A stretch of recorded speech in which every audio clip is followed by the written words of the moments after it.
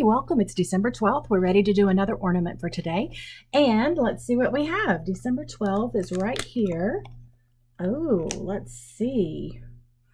Look at that. Do you see that? Oh, I guess not. Let's hold it up. All right. Do you know what that is? Sheaves of grain. Probably wheat, or we could suspect wheat.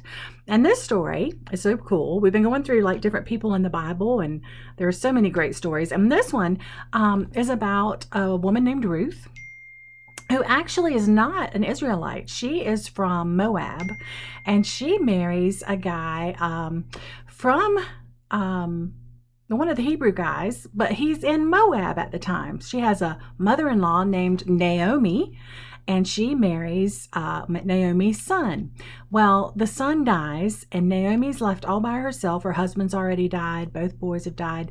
And so Naomi is going to go back to her hometown of Bethlehem. And so Naomi says, I have nothing to offer you, Ruth. And her other daughter-in-law is named Orpah. I have nothing to offer you, Orpah. And so you girls need to go back to your own families. Well, Orpah cries about it, but she leaves and goes back to her own family. But Ruth says no, Naomi. She tells her no, and she says, your people will be my people. Your God will be my God. I will go where you go. And so that's an amazing passage, isn't it? So she leaves everything she knows, her hometown, her family, and the customs she knows, the religion she knows. She leaves all of it and goes with Naomi back to Bethlehem.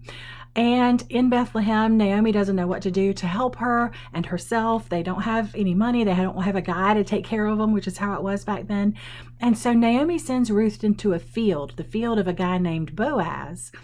And Ruth collects the grain so they can make some bread. And Boaz sees her and he asks about her, and he tells his servants to leave more grain for her.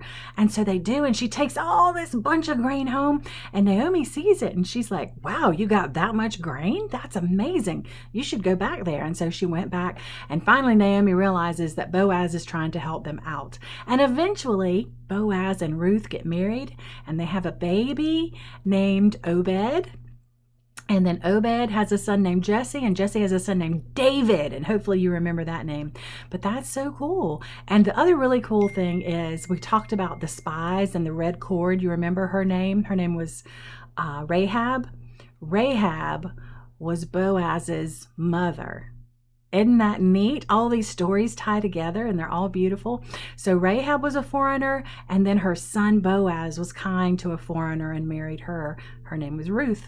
And Ruth gleaned the grain, and that's what this ornament is about for December 12th. So we're going to put this on the tree. We'll put it right here. And so the passage for December 12th is, your people will be my people, your God will be my God, Ruth 1:16.